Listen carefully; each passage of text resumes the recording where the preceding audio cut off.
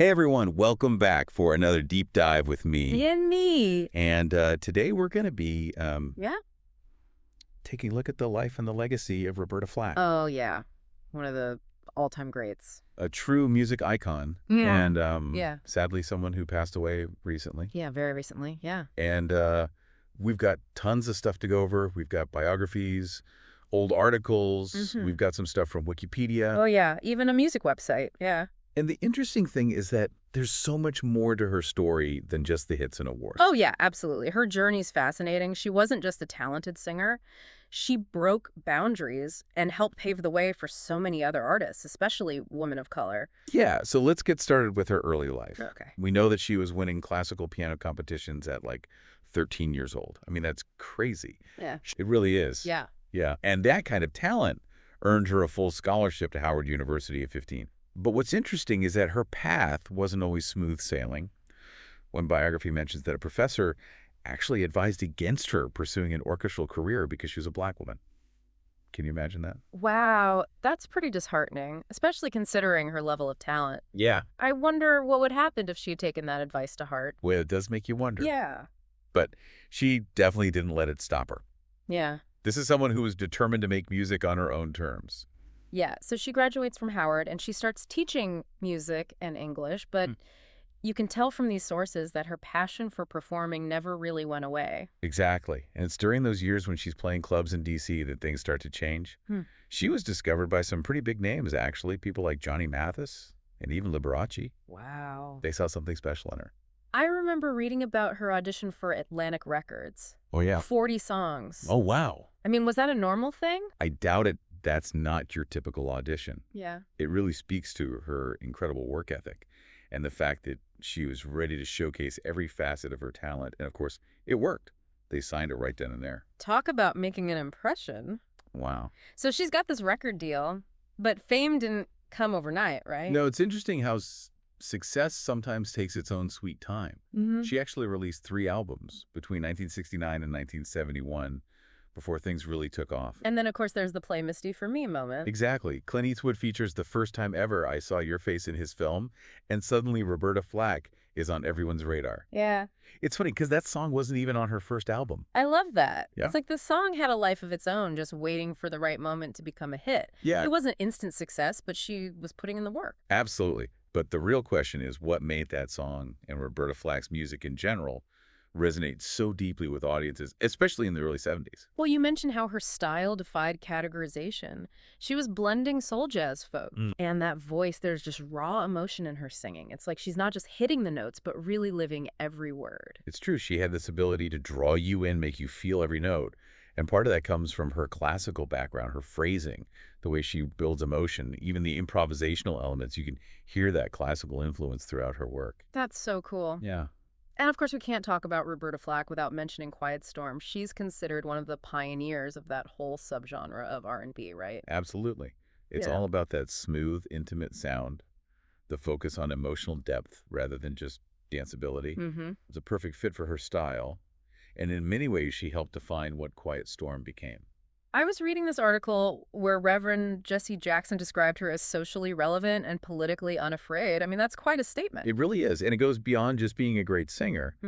Her music tackled tough subjects from civil rights and racism to sexism and even gay rights. Wow. This was during a time when many artists wouldn't touch those topics, especially with such directness. It makes you realize that she wasn't just making music for entertainment. Yeah. She was using her platform to raise awareness and challenge the status quo. That's a level of courage that I find really inspiring. And remember, this was before social media.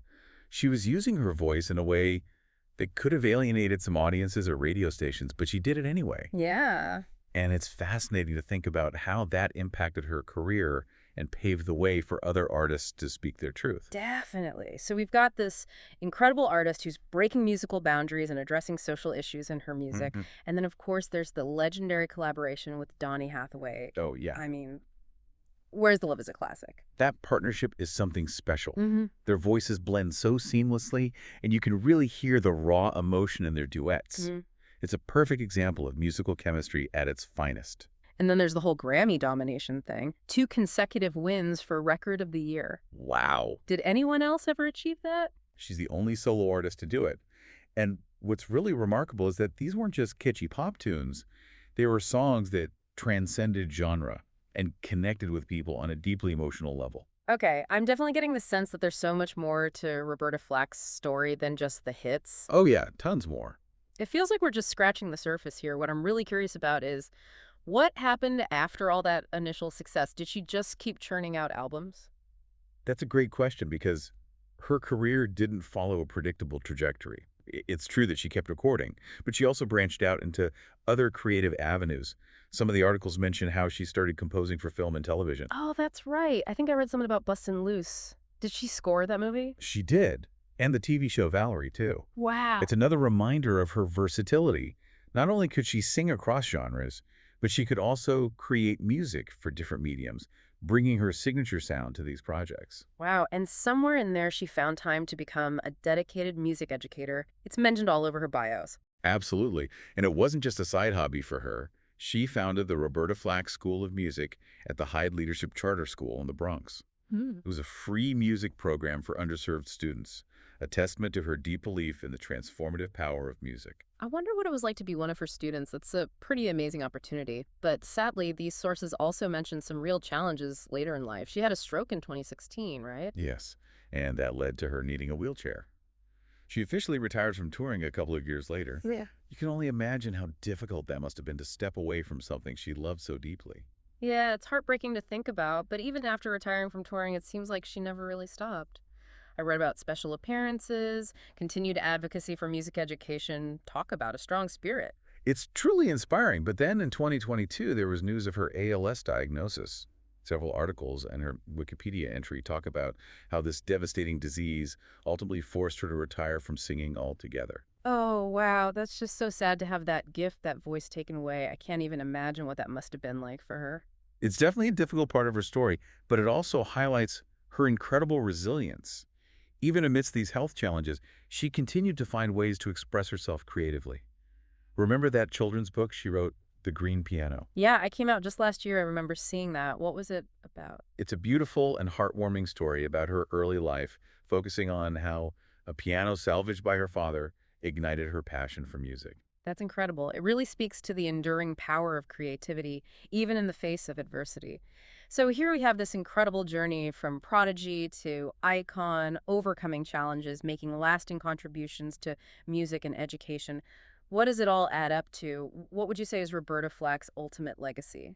That's the big question, isn't it? And I think the answer is multifaceted on a musical level. She challenged norms, blended genres, and created a sound that was both deeply personal and universally appealing. She was a trailblazer, and let's not forget her courage in using her platform to fight for social justice. Absolutely. It's not just about the music. It's about the courage to be yourself, to speak your truth, and use your talents to make a difference in the world. Her influence can be felt in the work of countless artists who came after her. I'm thinking about the quiet storm genre. It wouldn't be the same without her. And how many singers were inspired by her unique interpretations of songs, those incredible covers of Leonard Cohen and the Beatles? Exactly. It pushed people to approach music with a new level of emotional depth and vulnerability. Okay, so we've got her musical legacy, her impact on other artists, but her message goes beyond that, doesn't it? It's about being authentic, using your voice to make a difference. It's about more than just singing. You've hit the nail on the head, and I think that's a message that's particularly relevant today in a world where it's so easy to get caught up in trends or feel pressured to conform. Roberta Flack's life stands as a reminder to stay true to yourself, to find your own voice, and to use it to make the world a better place. It's about having the courage to walk your own path. I'm thinking back to one of the sources that mentioned a quote from Roberta Flack herself. She said, "Remember, always walk in the light. And if you feel like you're not walking in it, go find it." That's pretty powerful.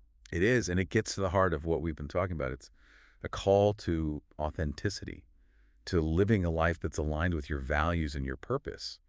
It's about finding your own light and letting it shine. I love that. And it's so fitting because when I think about Roberta Flack, I think about someone who radiated light. Even in the face of incredible challenges, she never gave up on her passion or her purpose. Exactly, and that's something we can all learn from no matter what obstacles we face in life.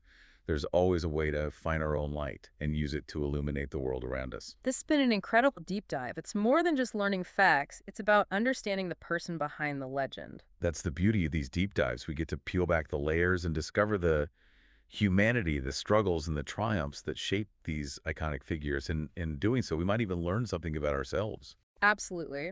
So as we wrap up, I want to encourage everyone listening to go explore Roberta Flack's music. If you're not familiar with her work, there are some classic albums like First Take, Killing Me Softly, and Feel Like Making Love that are great places to start. And even if you're already a fan, I encourage you to revisit those albums and discover new depths in her music. Let her voice wash over you and feel the power of her artistry. And remember, her words always walk in the light, and if you feel like you're not walking in it, go find it. Beautifully said. Thanks for joining us on this journey. It's amazing how one person's music can spark so much thought and reflection. I'm curious, what specifically about Roberta Flack's music do you think resonated so deeply with audiences, especially back in the 70s? Well, I think a big part of it was her vulnerability. Yeah. She wasn't afraid to express raw emotion in her singing, which created this incredible intimacy and connection with listeners.